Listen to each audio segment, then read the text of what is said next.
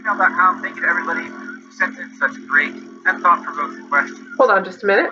Talk with my brother about them. And the music you're hearing now and the beginning of the podcast is by the great Gunnar Rolo, and as they say in our hometown, don't forget to be awesome.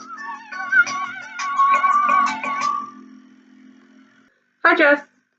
You know how much I love checking off tasks and achievements?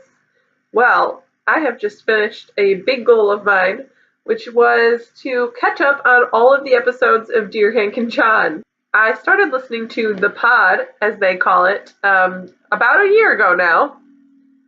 In fact, I think maybe exactly a year ago, looking at the date, because Julie showed me the episode in which your question was featured, and it was so amazing. And I listened to the whole episode, I remember, and just thinking, I like this. And so I went back to the beginning, and I've listened to all of the episodes up to this point, and it took a whole year, but I'm really excited that I did that. It's really nice to be just a part of the community even more in that way, and I get a lot more jokes, I feel like.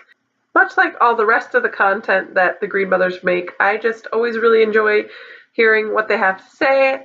It always puts me in a good mood and helps me relax, and it makes me laugh, like, a lot.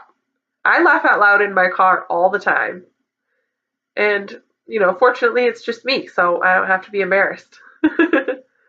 Another perk of starting to listen to this podcast is that I've started listening to a whole bunch of podcasts, which I didn't really do before, and that is another thing that I really, really appreciate.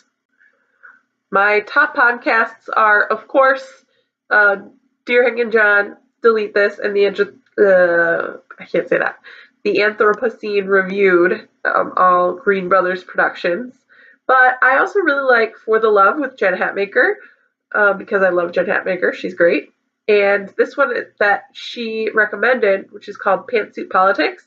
Now that I'm all caught up on Dear Hank and John, I have some catching up to do with my other podcasts. But I'll get that done too, and it'll be really fun. I know you've talked about podcasts that you like, but have you discovered any new ones? And now, Jess, to get back to the topic of your last video, I really enjoyed your discussion of dresses versus pants. And even though I am typically a pants wearer, I do really appreciate wearing dresses sometimes. I like how it makes me feel pretty and feminine.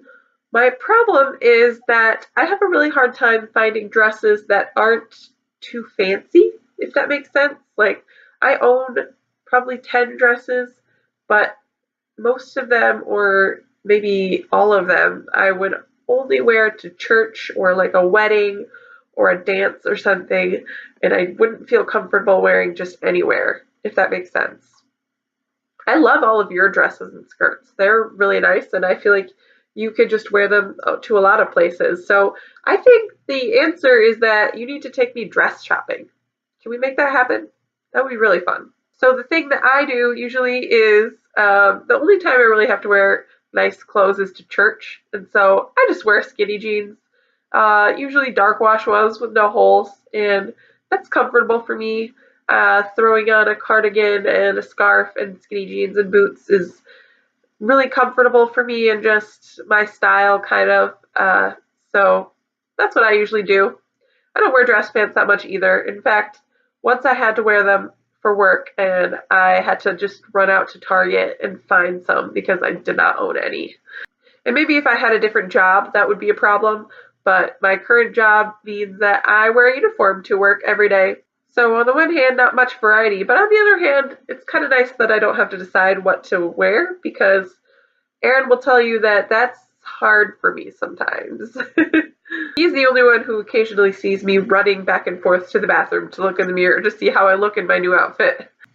Speaking of work, it's been a pretty heavy work week this week, hence the reason that I'm in my bed, cozied up, and I'm uploading this really late. But it's almost over, so that's good. And even when I work long hours, I still love going to see all my babies and taking care of them and seeing their smiles. It just makes it all worth it. Are there things about your job that stick out to you that just make you think, now this makes it all worth it? I want to hear about it. So I think that's all I've got for you today. I love you so, so much, Jess, and I will see you on Monday.